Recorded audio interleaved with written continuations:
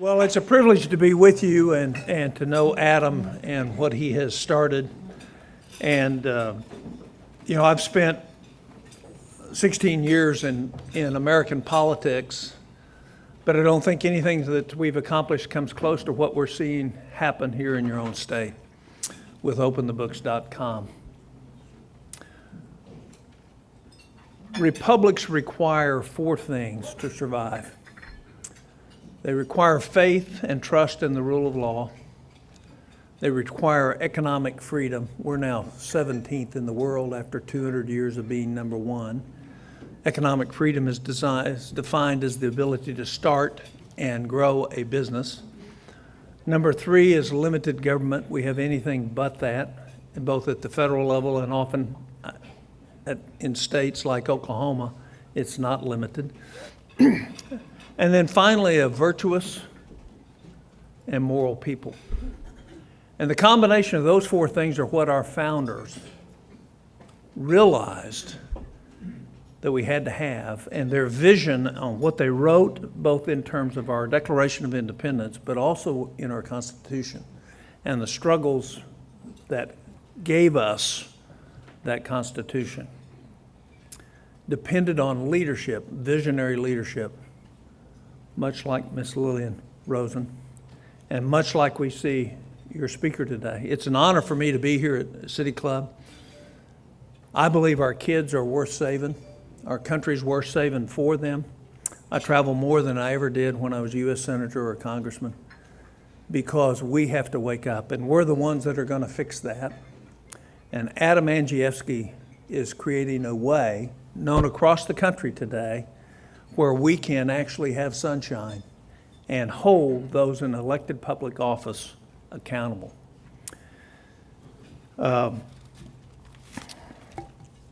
Adam is the founder and CEO of OpenTheBooks. It's the world's largest private database of government information. He's an entrepreneur, and before founding OpenTheBooks, he co-founded Homepages Directories, a $20 million publishing company from 1997 to 2007. Most recently, he's appeared at Harvard Law School, Georgetown Law School, Columbia School of Journalism, and many others.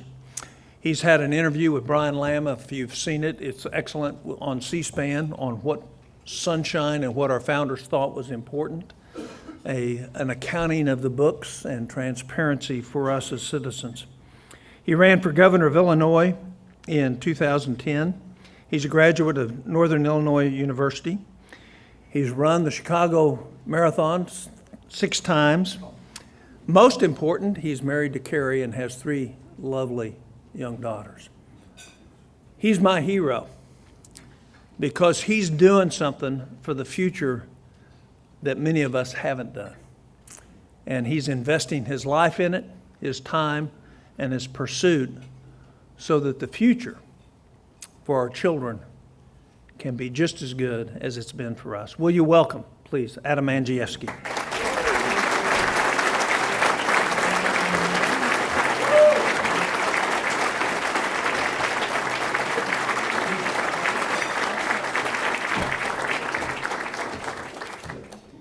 Well, this is an amazing day. Senator Tom Coburn, thank you.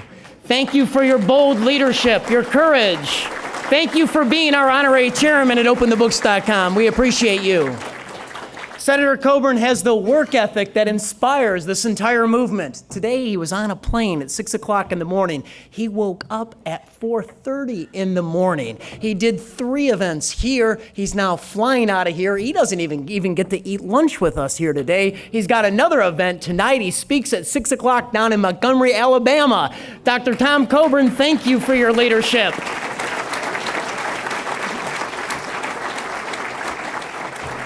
City Club Board of Governors, President Jay Doherty, Chris Roebling, Treasurer, Lillian Roser, and the membership of City Club, thank you for hosting us. Thank you for extending the offer to us to share our mission and vision. I just want to take a moment to recognize some very special people to me here in the room today. I would not have dedicated my life to public service but for the example in my small town of my parents, John and Janet Andrzejewski. In 1976 and 1978, when I was 7 years old and 9 years old, my father stood up to run for office for state representative against a very powerful Illinois politician. My father ran for state representative against George Ryan, and he lost that race. But it instilled in me the value and nobility of true public service. Please welcome my parents, John and Janet Andrzejewski.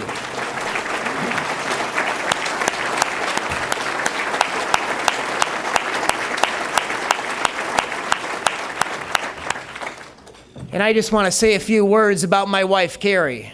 Nobody loves her family more or has a bigger heart for her family or has sacrificed more for our cause than my wife, Carrie. Please welcome her.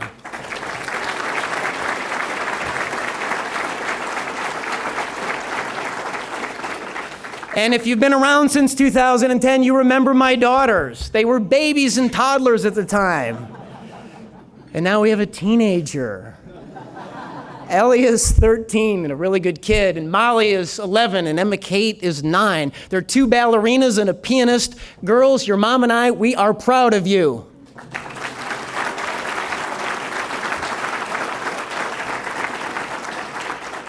The problems of Illinois are well chronicled, and yet I think it comes down to a single question. And it's a historic question from Chicago, from the 43rd Ward Alderman. Are the people of Illinois ready for reform? And in this room, with 12 table sponsors, a sold-out room of 300 people, the question's been asked, you've answered it. I appreciate you. You and I, we are ready for reform.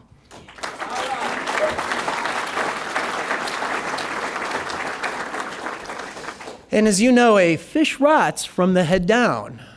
And Illinois is the Super Bowl of corruption. In fact, our number one manufactured product in Illinois is corruption. The exploits of our governors are well known around the world. 4 out of the last 9 of our governors have served time in prison. Two of our governors, we did a little bit of research in 2013, Republican George Ryan and Democrat Rod Blagojevich were actually serving jail time at the same time.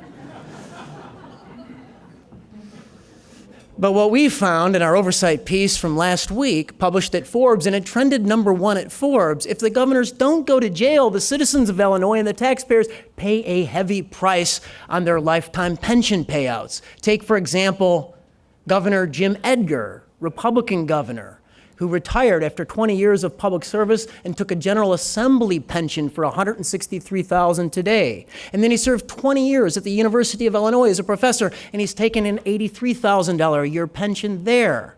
But it's not even enough. He's been hired back part-time by the U of I on a salary of $63,000, and all told, this year, Governor Jim Edgar will take $311,000 from taxpayers. But it's beyond our governors. It's also, we have big cities, and we're in one, Chicago, with Mayor Rahm Emanuel. And here in the city, Emanuel ran for mayor in 2011 on 2 promises. If you remember, Mayor Rahm Emanuel promised to clean up the historic culture of corruption in City Hall. Rahm Emanuel, he promised to end pay-to-play, where you give campaign cash and you expect a city contract. And in 2015, I remember sitting at my desk in the office when I got a call from New York City, from Fox News on the John Stossel program, the Emmy Award-winning journalist. And he said, Adam, Rahm Emanuel's running for re-election. Can you fact-check his campaign promises? And I said, yes, we can. And 4 days later, after we mashed 12 years of the City of Chicago checkbook up with Rahm Emanuel's campaign donor disclosures, this is what we found. 600 city vendors gave Rahm Emanuel $7 million of campaign cash, and those vendors had reaped $2 billion in city payments. And it showed us 2 things. One, that Emanuel was firmly in control of the Mayor Daley political machine. And the second thing it showed us was that pay-to-play in the city of Chicago was still entirely legal. You are here, if you think about it, because you want an answer to the following question. How do you fight City Hall, and how do you win? And it's a question that's been around since our nation's founding. When Ben Franklin left the Constitutional Convention, a citizen asked him, "What do we have here?" And Franklin said, "We have a republic if you can keep it." The answers to our problems in Illinois are not going to come from our political class. They are going to come from we the people. And this is why I am hopeful and optimistic about our future, both in Illinois and across the country. Because in America, the citizen is sovereign. Our rights are enshrined in our founding documents. Our founders knew that knowledge was power. Our founders knew the power of transparency, and they wrote it into our founding documents. In the United States Constitution, Article 1, Section 9, it states that a regular statement and account of the receipts and expenditures of all public money shall be published from time to time. And today it's the internet age. There's a clear interpretation. Post every dime online in real time. Open the books.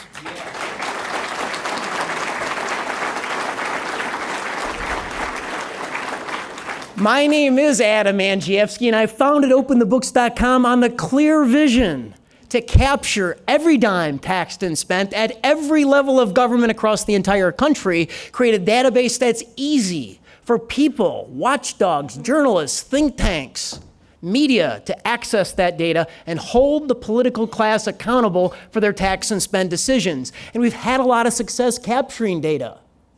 We've built the world's largest private database of government spending. And here's what it's comprised of.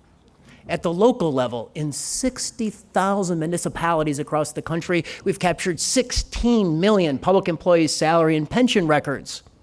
In the 50 states, we have 48 of those states with their checkbook spending, most going back a decade. At the federal level, we are the only one-stop shop for all disclosed federal spending. That's federal checkbook, like contracts and grants and loans, insurance payments, direct payments, and farm subsidies. And we also display federal public employees' salaries and pension benefits. But not only do we open the books, we audit the books. For the first time in history, we are harnessing three powerful forces. It's the power of the Freedom of Information Act. It's the power of the latest in technology to slice, dice, and display government spending, and it is the power of forensic auditing techniques to root out waste, fraud, corruption, and taxpayer abuse. We are following the model of our honorary chairman, the legendary Senator Dr. Tom Coburn. And here's the Coburn model. Waste and corruption is bipartisan. Coburn reached across the aisle in 2006. He worked with then Illinois Senator Barack Obama. They sponsored the legislation that opened the federal checkbook to sunshine for the first time in history. And then Coburn used the Senate rules, and he stopped thousands of pork barrel expenditure projects from his colleagues in the United States Senate by using the Senate rules. So many he stopped, his colleagues started calling him Dr. No. What Coburn couldn't stop, he chronicled and published in his waste book report to embarrass his colleagues.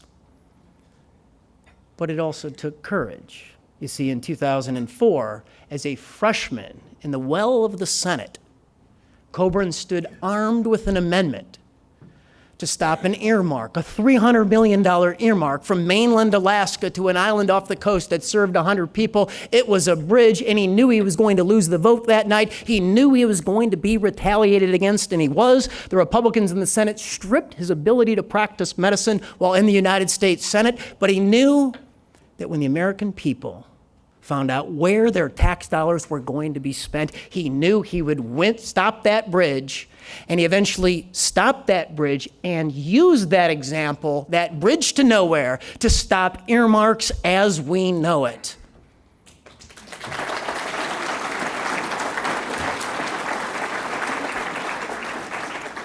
We believe that transparency and open government is revolutionizing United States public policy and politics. From our own experience, transparency works in red states like Wyoming. For the past 3 years, the state auditor in Wyoming, Cynthia Cloud, has rejected our Freedom of Information Act request for the state checkbook. She's won 2 terms in Wyoming with 99% of the vote. She's only lost 1% of the vote, being elected twice as a Republican in Wyoming. She's not running this year. You see, if you're not suing, you're not serious. And we got serious about breaking open the Wyoming checkbook spending record. We issued a demand letter after we found that a couple of years ago she spent $63 million on a fancy piece of third-party financial software. She could definitely produce the checkbook. She wasn't telling the truth when she said that it would take her office years and years to produce a responsive record. When she got 3 primary candidates all running on transparency, I am proud to say that in a couple of weeks, the books in Wyoming will be open, and we will have forced open the Wyoming state checkbook.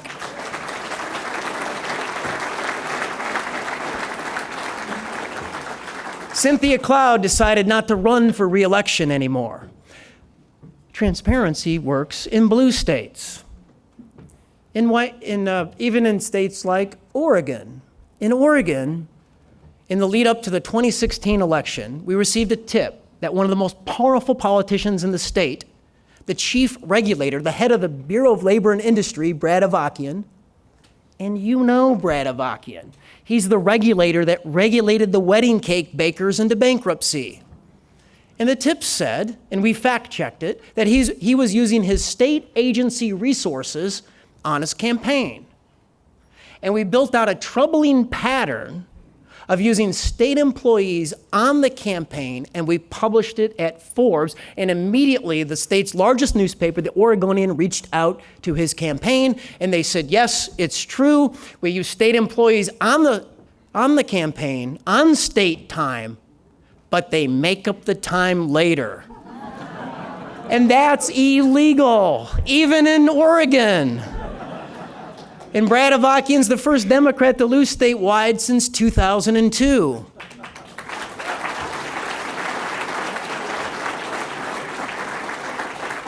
We believe that transparency will revolutionize United States public policy and politics. It even works at the largest federal agencies, the federal agencies that typically are immune from any reform. And you remember the scandal in 2014 at the Department of Veterans Affairs. At the very nexus of the scandal, a sick veteran couldn't get in to see a doctor because there weren't enough doctors, and the VA claimed a lack of budget. Well, when we forensic audited the VA checkbook spending, here's what we found. We found they spent $20 million on a high-end luxury art portfolio. It was 21-foot Christmas trees for $27,000. It was sculptures priced like 5-bedroom homes. In California, at a VA medical facility that serves blind veterans, the facility spent $700,000 on 2 fancy sculptures. And blind veterans can't see a fancy sculpture, and every veteran deserves to simply be able to see a doctor.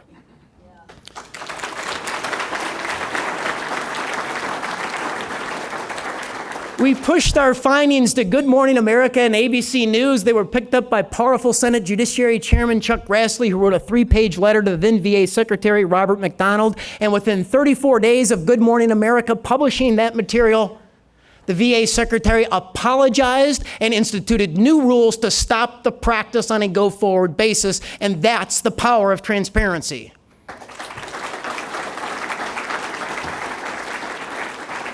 At OpenTheBooks.com, we don't do this alone. We have a lot of friends, and our best friends are regular people, people who do extraordinary things. I am proud that we're joined here in the room today by Beverly Pearlson. Beverly Pearlson is the founder of the Band of Mothers. Here's their slogan: warriors come from warriors. Her son is a recipient of the Bronze Star, and Beverly is a warrior. And she had our backs. She and her organization started a letter writing campaign that was very effective with the VA secretary. She even ginned up her grandchildren, and she sent their art to post for free within the VA medical facilities. And the VA secretary responded on the record to her letters. Our victory is your victory, Beverly. Thanks for having our back.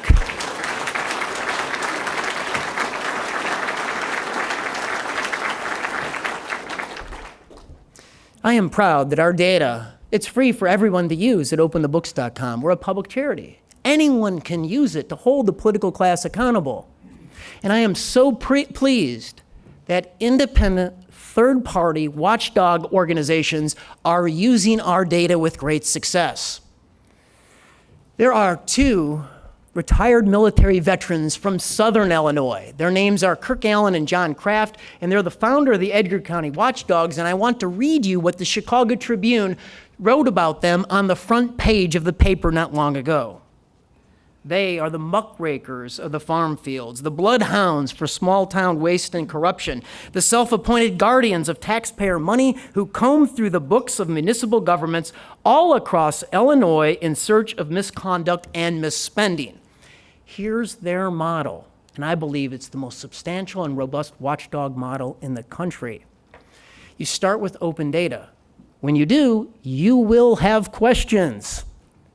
You need to ask your elected official to answer your questions, and oftentimes getting an answer from the public official will necessitate having to network up to 50 of your friends and family into those public meetings. That creates a media event, and that's the model that has forced out waste, fraud, corruption, and abuse in Illinois. It has led to law enforcement officials filing on 167 indictment counts. There's already been 21 convictions on those counts, and here's the important number. 306 elected and public officials have fled their positions in Illinois in the face of their fierce transparency. Let's welcome John Kraft and Kirk Allen.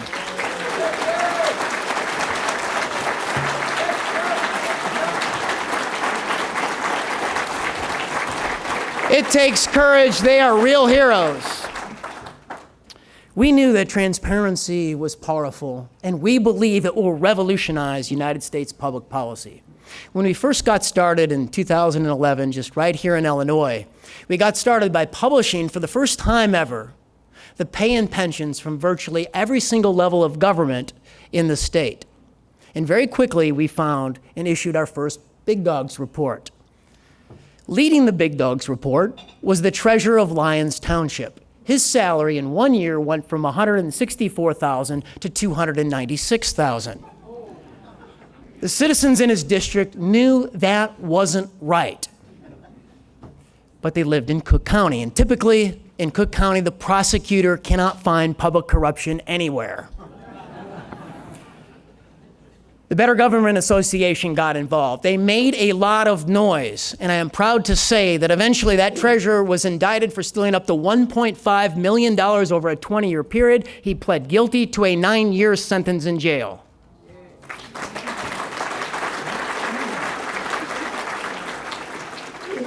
In 2014, I kicked off an oversight investigation of my local junior college, the College of DuPage.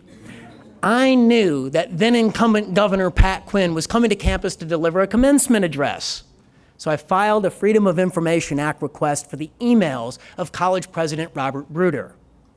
Within the 3,000 pages of production, we unearthed an email strategy from the president to the board of trustees to try to bring political support to the then incumbent Pat Quinn in exchange for a $20 million state construction grant.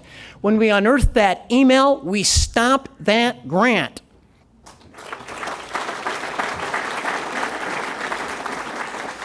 We found that the College of DuPage, over a 6-year period, spent about $600 million rebuilding every building on campus.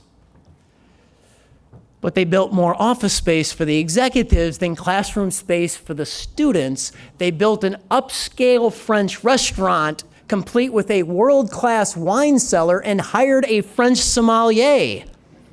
And it wasn't enough. Our team found that in a 3-year period, they spent about $100,000 in that restaurant, billing off for the college administrators in terms of parties and champagne and wine and filet mignon.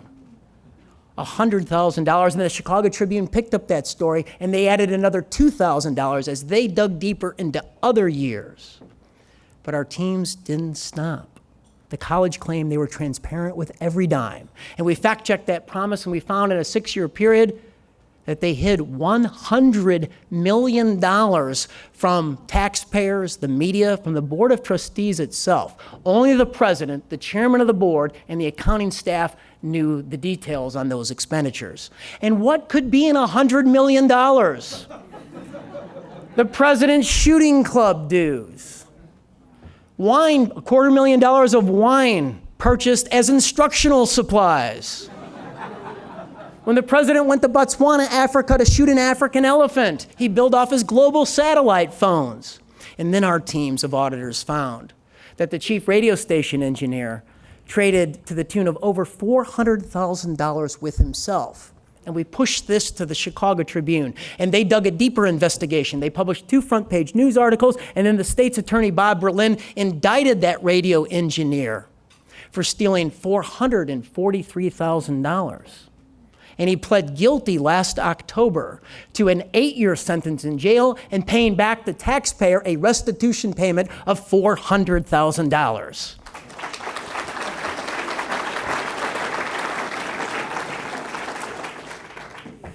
Our organization can't claim credit for all of that. It's all the stakeholders at the College of DuPage. It's the Edgar County watchdogs that independently ran their own investigations and then came up with legislation that oftentimes State Representative Jeannie Ives sponsored. They drove it through the General Assembly, 6 pieces of legislation, through the Democrat General Assembly, signed by the Republican governor.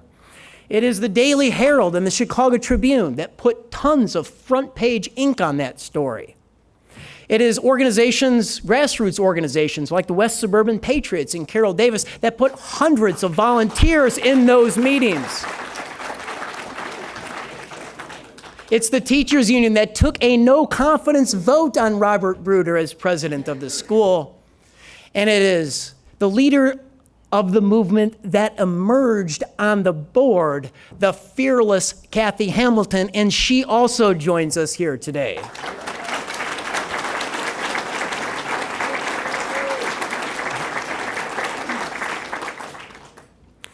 We have a lot of work to do at all levels, and we cannot complain about Washington, D.C. or our own state governments if we don't have good government where we live. And it takes personal sacrifice. And I think the supporters of Bernie Sanders and the supporters of Donald Trump from 2016, they fundamentally are starting to realize how difficult it is going to be to bring real reform. Both camps claimed that the system was gamed. It's our job at Open the Books to show them exactly how bad it is. And so what we do at the federal level on a quarterly basis is we come out with oversight reports on a tranche of federal data. And here's the latest report that we published at the start of this year. It's called Mapping the Swamp. We literally mapped the 2 million civil service federal employees by their employer zip code across the entire country. So it's not just the swamp in Washington, D.C. There's federal employees now employed in 30,000 zip codes across the country. And it's expensive. It's $1.1 million a minute. It's $500 million a day. And it's getting more expensive. If you're a highly compensated federal bureaucrat earning over $200,000 per year, the headcount of those folks in the last 6 years increased by 167%. we found 30,000 highly compensated federal bureaucrats out-earned every governor of the 50 states, and that threshold salary is $180,000 a year. The average pay in 78 large agencies now exceeds six figures, $100,000. It is the new minimum wage for a federal bureaucrat. And it's not only about salaries. This is a compensation package, so they get bonuses. 122,000 six-figure salaried employees also got a bonus. The bonus bucket last year cost the American taxpayer $1.5 billion, yet they disclosed only 1/3 of that. $1.1 billion, a million performance bonuses were not disclosed to us. They are shielded by contracts with the federal unions. And how can 1 million federal bureaucrats get a performance bonus? Well, we found a GAO audit from 2015. Incredibly, 99.6% of federal workers are rated highly successful. And that is impossible. The advertised purity of Ivory soap is only 99.6%. We even found small agencies gaming the system for personal gain. The #1 bonus last year out of 2 million federal bureaucrats came out of the Presidio Trust in San Francisco, California.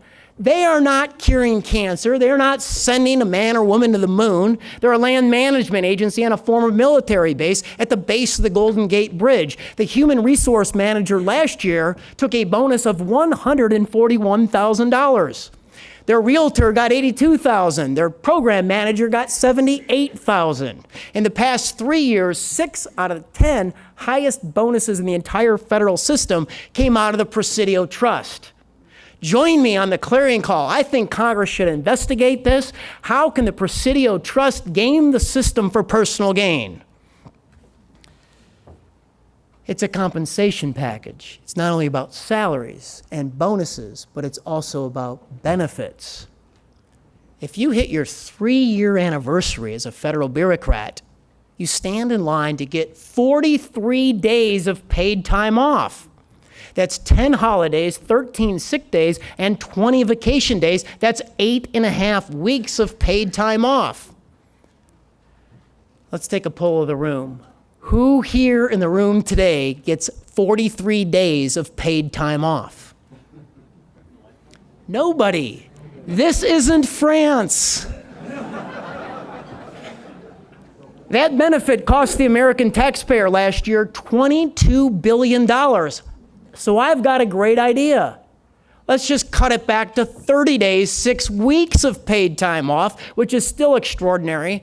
And over a 10-year period, that will save the American taxpayers $60 billion.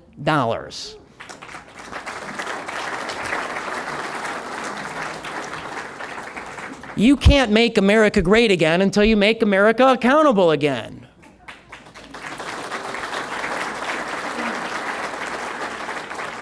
And we got a big surprise here in the start of 2017. Our payroll request with the federal government, we found 255,000 salaries from federal bureaucrats were redacted from the responsive record. Now, we've been doing this since 2007. In the last year of the Obama years, there was only 3,400 redactions, and we thought that was silly. This year, there was 250,000. We estimated the amount of payroll now hidden in the swamp is $20 billion. It was 1 out of every 5 federal bureaucrats in the executive agencies that is now hidden from view. When my op-ed published at Fox News, I was immediately called to Washington, D.C. to brief the Committee on Government and Oversight Reform. They issued a 7-page letter to the Office of Personnel Management, and already we've gotten the IRS to cave. We got the IRS public employee file with names and salaries, and that's a big victory.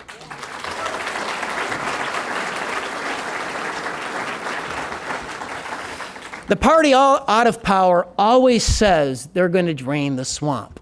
It was Reagan in '83 who said, when you're up to your armpits in alligators, it's difficult to remember that you came here to drain the swamp. In 2006, it was Nancy Pelosi that said, it's time to drain the swamp. But the swamp survives because it has resistance. And we think we know where that resistance comes from. We've identified 120,000 program officers, analysts, and their bosses. And they love their favorite program because it is their favorite program. And they resist all cuts. They make $12 billion a year, but that's not their real power. Their real power comes from the size and scope of their grant making. In the last year of the Obama administration, they doled out $600 billion worth of grants. There is a program manager at the United States Department of Agriculture in charge of farm subsidies in urban areas where there are no farms. We did an oversight report of New York City and Chicago and Washington, D.C., and tens of millions of dollars worth of federal farm subsidy were flowing into these communities. And my favorite example is right here from Hyde Park, Chicago, where the Reverend Minister Louis Farrakhan is a farmer, and he has $317,000 in farm subsidies to prove it.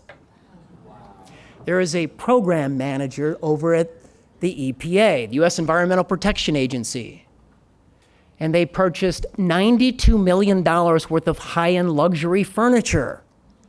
So let's get this straight. For the taxpayer, it's IKEA, but for the federal EPA bureaucrats, it's $7,000 executive desks and $800 pencil holders. There's a program manager in charge of the U.S. Small Business Administration, the SBA.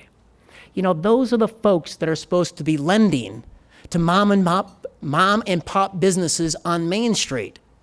Those entrepreneurs that have great ideas but cannot find financing in the private marketplace.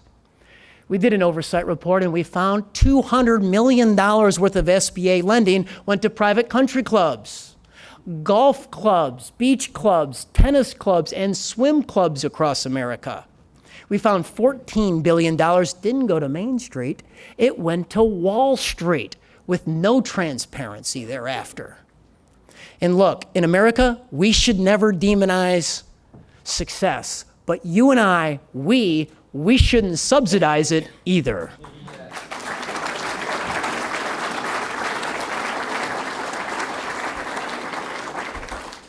There's a program manager at the National Endowment of the Arts, and they claim that they exist to fund the starving artist, or culture in America will go away. And we fact-checked that promise, and here's what we found. $80 out of every $100 worth of arts grant funding to nonprofits went to well-heeled, asset-rich arts organizations like the Metropolitan Museum of Art in New York City that during the Obama years got grants from the NEA of $1.2 million despite having $4 billion worth of assets. And they cannot claim that they needed the money.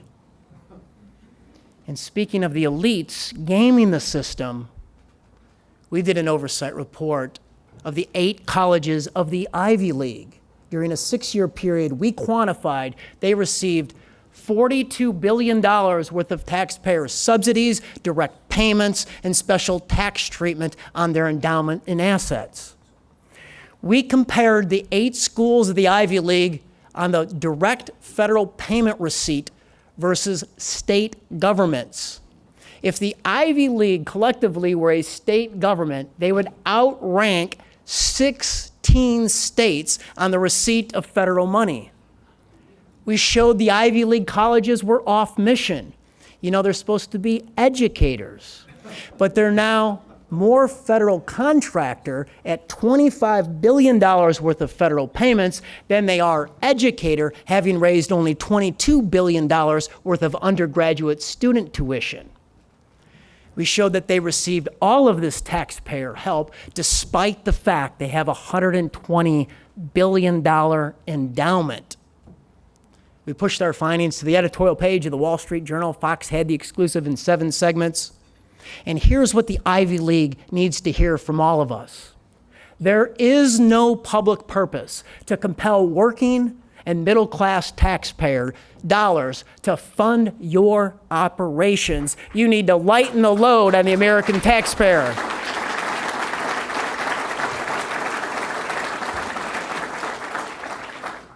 It's a republic if you can keep it. The political class, they don't have the answers to solve these problems. The answers must come from we, the people. And I want to close with the following story of hope and inspiration. On my gubernatorial campaign in 2010, I had the privilege to travel to Poland for the 20th anniversary of free and fair elections. And I got the invitation to attend the Polish National Bank, the private event honoring the 80 stalwarts of history, the founders of Solidarity, the men and women that stood up to communism. And it was heavy emotion in the room with a lot of hard music. And these 80 stalwarts of history conveyed to me that in the early days of Solidarity, all institutional wisdom told them that it was fruitless to fight. If you stood up against the communists, you literally got shot down. That was what was the institutional memory in Poland. But they said the naysayers, when they added up all the hardware of the communists, the tanks, the planes, the machine guns, the bullets, it looked like they didn't stand a chance. But the naysayers missed something. They missed the fact that the people of Poland had stronger principles and stronger values than the communists. And we, you and I, in this room and across the entire country, we the people have stronger principles and we have stronger values. Join us, join the transparency revolution. Thank you. God bless you.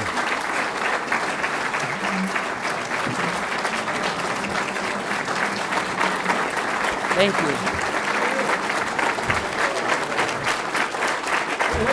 Great job. Great job, man. Okay. Now it's our turn. We got some questions. All right, I've got some questions here, and I'm going to be getting some more momentarily. Great job. Thank you. Here from Todd Hartwell, who is not yet a member of the City Club, but we hope he'll join today. He's with TNT Complete Facility Care. Question, Adam, what would it take to get the state of Illinois fully transparent with every dime online in real time? So we are making our way through tranches of data. So first you start out with all federal payments into the state of Illinois, and we have captured that all the way back to the year 2000. And then you shift to the federal employees based in Illinois, and we have captured those records all the way back on salary and bonus to 2007. And then you start with the state checkbook. And many people here in the room will recognize the fact that back in the day, we had to sue the Topinka administration to force open the state checkbook, and now we have that all the way back to the year 2005.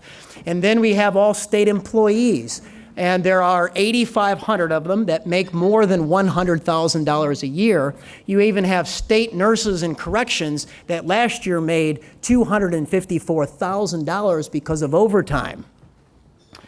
Then you have local pay and pensions, and we've captured all of that. Then you have local checkbooks, and we're making our way through that.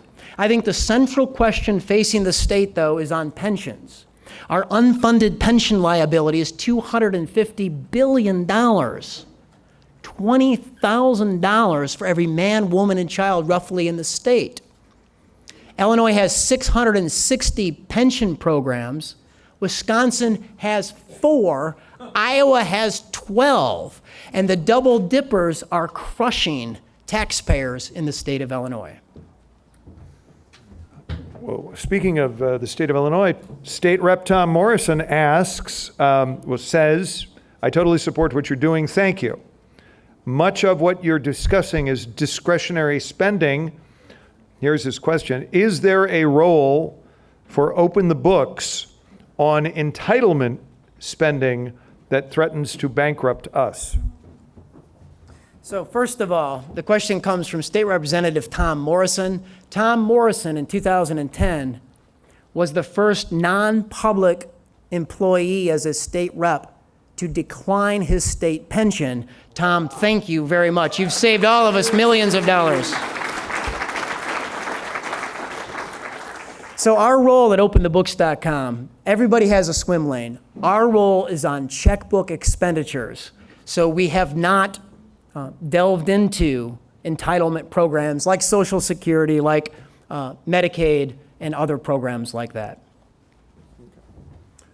Mark Lovelers is a member of the City Club, and he wonders if you have looked at the TIF program of the City of Chicago. I have not looked at the TIF program of the City of Chicago since 2010. I remember when I was running statewide in 2010, I was the one Republican candidate willing to take on Mayor Daley. I said at the time that I would withhold all state payments into the City of Chicago until he opened the books on the line-by-line transactions coming out of the TIF fund. And I think they were pretty glad that I lost. Ed Corcoran, C4CH, I think this is Citizens of Clarendon Hills, maybe. How can we get transparency in nonpartisan election settings when wealthy special interest groups dominate the landscape? So I guess the premise of the question goes to campaign finance reform. And I'm in favor, obviously, in real-time reporting of campaign finance transactions, so you can see it all in as real time as possible. I am less in favor of caps because I think the caps have led to the current situation where there's all these rules, all these third-party entities that of course don't coordinate with one another, and all the campaign cash actually in the campaigns is hidden from scrutiny, so voters don't know the agendas. I say forget the caps, open it all up, and let's see it all in real time, and then we can follow the money. Alex Testi of AV Chicago, would you be in favor of increasing penalties for government officials and contractors who misuse public funds?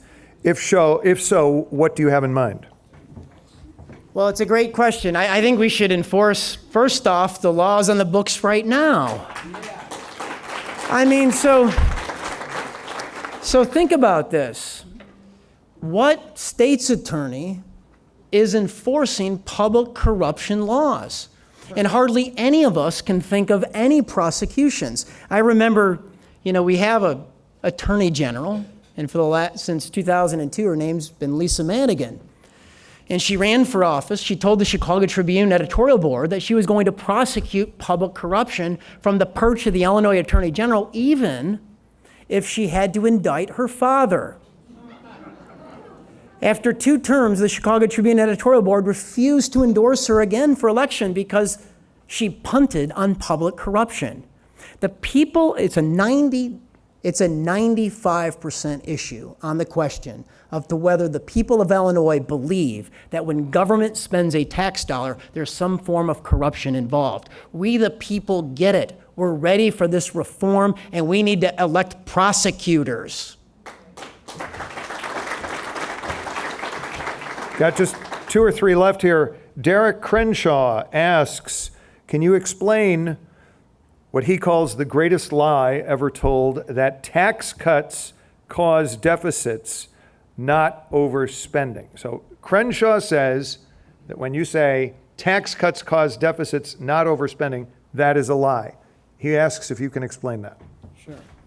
So I'm going to give you a little hint in the privacy of the room here on the live stream. Our next report coming out is on Where's the Pork?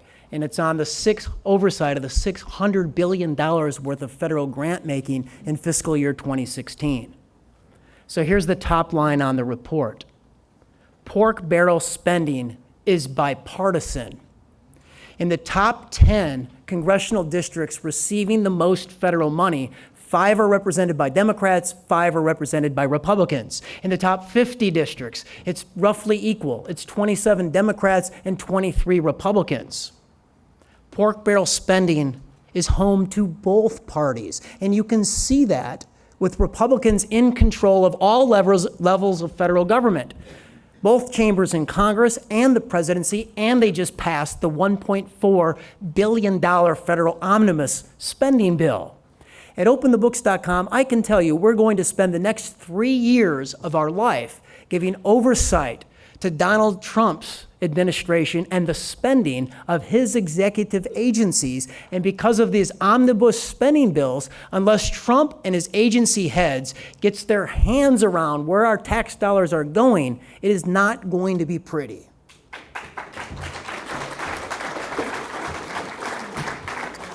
David Radowitz, member of the City Club, asks, how do we stop large pay increases to public employees just prior to their retirement? Yeah, I think this drives the people of Illinois absolutely crazy. You know, you're getting those property tax bills at home, and it feels like a rental payment to your local units of government. And then at OpenTheBooks.com, you see the pay spikes and the pension spikes. Government doesn't tell us what to do. We tell the government what to do. We're the driver, government's the car, they have to listen to us. The pay spikes will continue to increase until it becomes a voting issue. We need to vote the boards out of office that confer these pay spikes. But there's also something that can really help us out. And it's a statewide hard cap on property taxes. And we've advocated this since 2010. And the cap can even get a little bit more flexible, like how we live at home. We can give away an inflation factor. But anything above population growth, which there's hardly any, and inflation, government needs to start living like we live at home. And the cap can get a little bit more flexible. Government could put it on the ballot and try to persuade us to come in with more property taxes. That will eliminate pay spiking, because if government has to live under a hard cap of spending, they cannot give away the store. Ladies and gentlemen, Adam Andrzejewski, here he is. Woo. Thank you.